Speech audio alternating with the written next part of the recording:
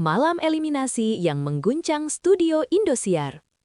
Sebagai reporter yang berada langsung di studio Indosiar malam itu, saya menyaksikan sebuah babak top 3 Dangdut Akademi 7 yang berlangsung dalam suasana tak biasa.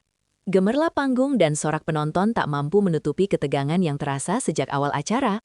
April tampil dengan performa vokal yang solid, stabil, dan matang. Sebuah penampilan yang dalam logika kompetisi musik seharusnya mengantarkannya ke babak final. Namun, ketika hasil diumumkan, suasana berubah drastis. April dinyatakan tersenggol.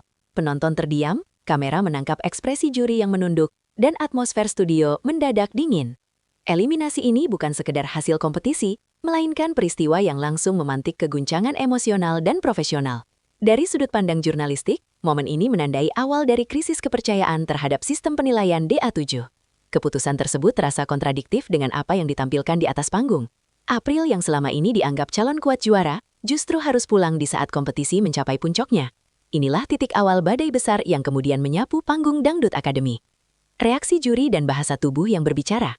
Dalam dunia siaran langsung, bahasa tubuh seringkali lebih jujur daripada kata-kata. Sebagai reporter lapangan, saya mencatat dengan jelas ekspresi para juri saat nama April diumumkan sebagai peserta yang tersingkir. Tidak ada selebrasi, tidak ada gestur kemenangan kompetisi. Yang tampak justru raut berat, pandangan tertunduk, dan keheningan yang canggung.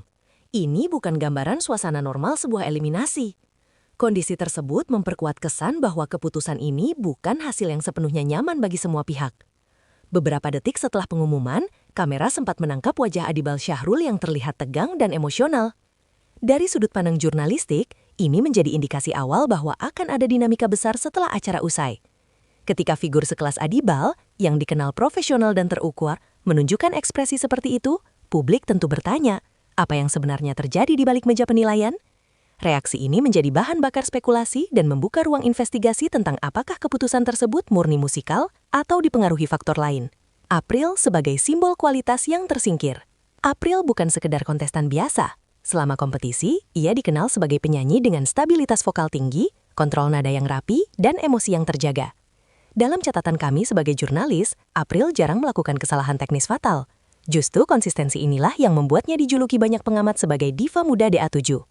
Oleh karena itu, kepulangannya di top 3 langsung dianggap banyak pihak sebagai kematian kualitas.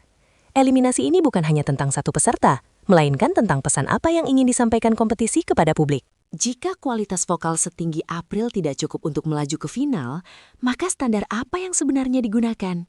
Pertanyaan ini bergema tidak hanya di studio, tetapi juga di media sosial dan ruang diskusi publik. Dari sudut pandang reporter, April kini menjelma simbol talenta murni yang dikalahkan oleh sistem, bukan oleh kemampuan peserta lain. Backstage yang membeku pasca pengumuman. Investigasi kami berlanjut ke area backstage setelah siaran berakhir. Suasana yang kami temui sangat kontras dengan euforia panggung. Tidak ada tawa, tidak ada perayaan. Yang terasa justru ketegangan dan jarak emosional antar tim. Beberapa kru menyebut adanya friksi yang langsung terasa antara tim pelatih vokal dan pihak pengambil keputusan. Sebagai reporter, saya mencatat bahwa momen ini bukan sekedar luapan emosi sesaat, melainkan indikasi konflik struktural. Eliminasi April menjadi pemicu terbukanya ketidakpuasan yang selama ini mungkin terpendam. Backstage yang biasanya penuh kehangatan berubah menjadi ruang dingin penuh bisik-bisik. Inilah sinyal awal bahwa keputusan top 3 bukan hanya akan menjadi polemik publik, tetapi juga masalah internal yang serius bagi DA7. Adibal Syahrul melangkah keluar dari zona aman. Adibal Syahrul dikenal sebagai mentor vokal yang jarang berbicara frontal. Namun malam itu, ia memilih jalur berbeda. Dalam pernyataan pasca acara yang kami himpun, Adibal secara terbuka menyatakan ketidakpuasannya. Ia menyebut juri tak berkutik ketika dihadapkan pada fakta teknis bahwa April tidak melakukan kesalahan nada. Pernyataan ini bukan kalimat emosional tanpa dasar, melainkan tudingan profesional dari seorang maestro vokal. Sebagai reporter, saya melihat ini sebagai momen langka. Seorang mentor internal berani mempertanyakan integritas penilaian secara terbuka. Adibal tidak berbicara sebagai pembela murid semata, tetapi sebagai saksi ahli yang merasa esensi kompetisi telah dilanggar. Langkah ini secara otomatis menyeret DA7 ke dalam sorotan yang jauh lebih tajam. Bedah teknis yang menguatkan klaim. Untuk menjaga objektivitas, kami melakukan verifikasi dengan sejumlah pengamat musik independen. Hasil bedah teknis menunjukkan bahwa April memiliki pitch control dan penguasaan dinamika yang nyaris sempurna di babak top 3. Aransemen yang ia bawakan tergolong sulit, dengan transisi nada yang menuntut kontrol tinggi. Fakta ini sejalan dengan pernyataan Adibal. Dari sudut pandang jurnalistik, data teknis ini memperkuat dugaan bahwa keputusan juri tidak sepenuhnya berbasis musikalitas. Ketika kualitas vokal bisa diukur dan diverifikasi, maka eliminasi April menjadi semakin sulit dijelaskan secara logis. Inilah titik di mana juri terlihat kehilangan argumen teknis yang solid. Kesenjangan antara komentar dan fakta panggung. Salah satu temuan penting kami adalah adanya ketidaksinkronan antara komentar juri dan fakta yang terdengar di panggung. Kritik yang diarahkan kepada April dianggap terlalu kecil dan tidak proporsional. Sebaliknya, beberapa kesalahan teknis pada kontestan lain justru mendapat toleransi lebih besar. Sebagai reporter, saya mencatat ini sebagai anomali penilaian.